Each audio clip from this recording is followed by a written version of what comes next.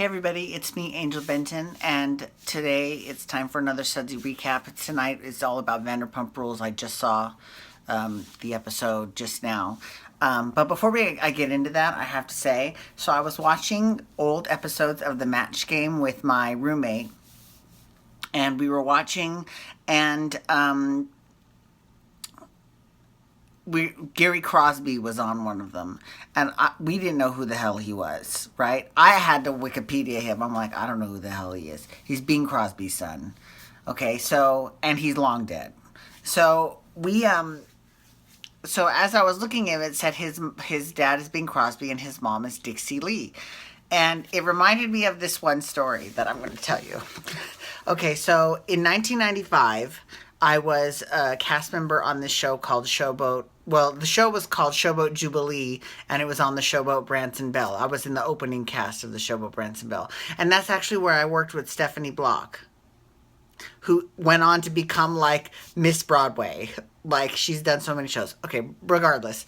The chick that played my mother in the show, or my stepmother, her name was Francine Mendenhall. If she's out there, shout out to Francine, right? And every day after every show, because we had like 6 shows a day, but like after every single show, we did a meet and greet with the audience. I loved it because I could just tell people whatever. Like, I was constantly pushing the boundaries of what is, appropriate. Not necessarily like in terms of like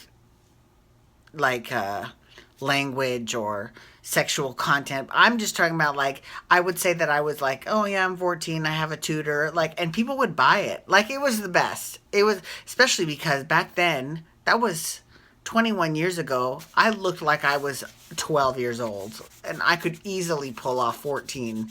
And I was actually 21, but I actually turned 21 in Branson. So anyways, Francine Mendenhall, right? So Francine, she looked just like Dixie Carter, who played Julia Sugarbaker on Designing Women. And one time, this old guy comes up to her, and he's like, "You're just so beautiful. You look just like Nell Carter."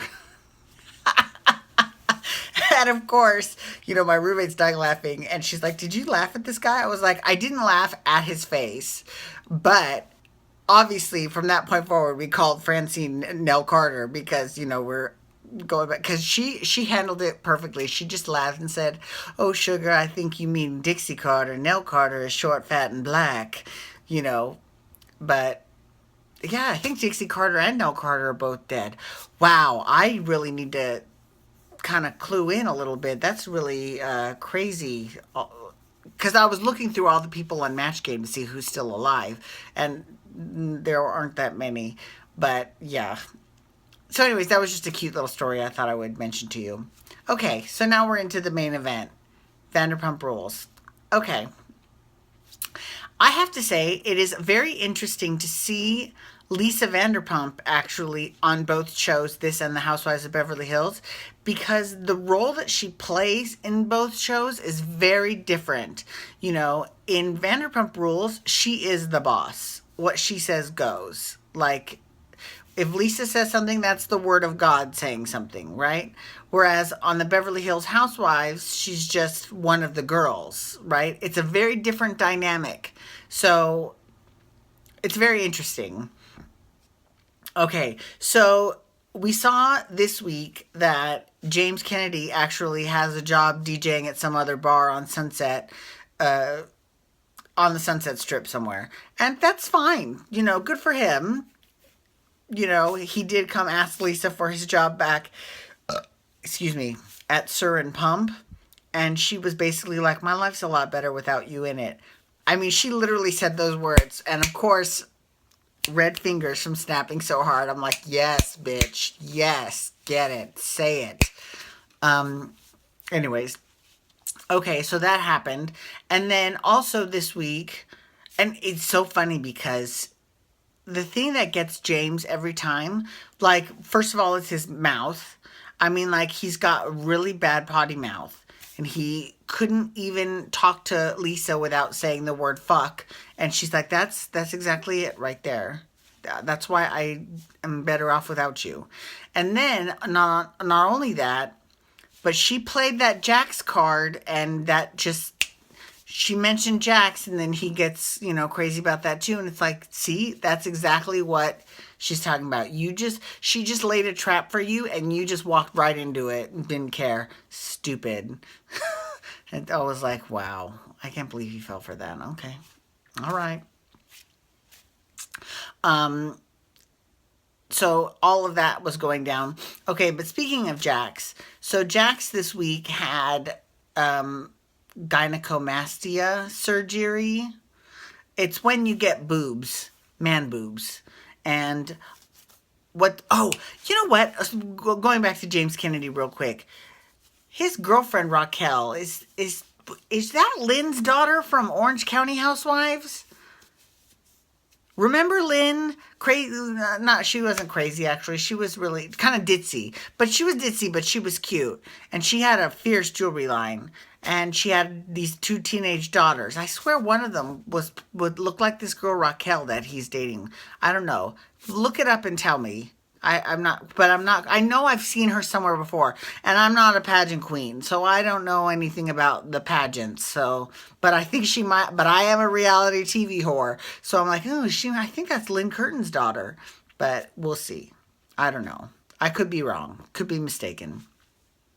Okay, so going back to Jax and the gynecomastia. The reason I mentioned the Lynn, that reminded me of Lynn, is because we, as Bravo viewers, have seen this before. Because if you'll recall, a few seasons ago on the Orange County Housewives, shout out to the RHOC, Tamra Judge's son, Ryan, the one with the big old beard who looks like fucking Willie Nelson. Willie Nelson, or whatever.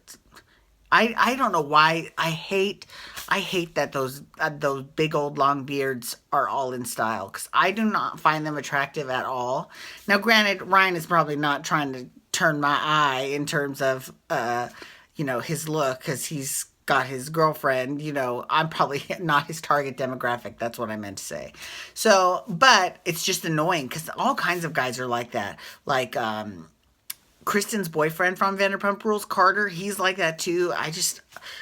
I felt so bad because I hadn't shaved in a week, and I was like, oh my God, I've got to get rid of it. I've got to shave. So I ended up shaving. So anyways, going back to Tamra Judge, her son Ryan had gynecomastia, which is when you get man boobs, and he was abusing steroids, and Jax has said, I don't think Jax has ever admitted to using steroids, but he said he used supplements, and that's what caused, his issue. What's so funny about that, there's been a lot of talk recently about how, like, going on testosterone or human growth hormone or any of those other hormones can really mess up your hormone levels. And yeah, that's anyways, so moving on.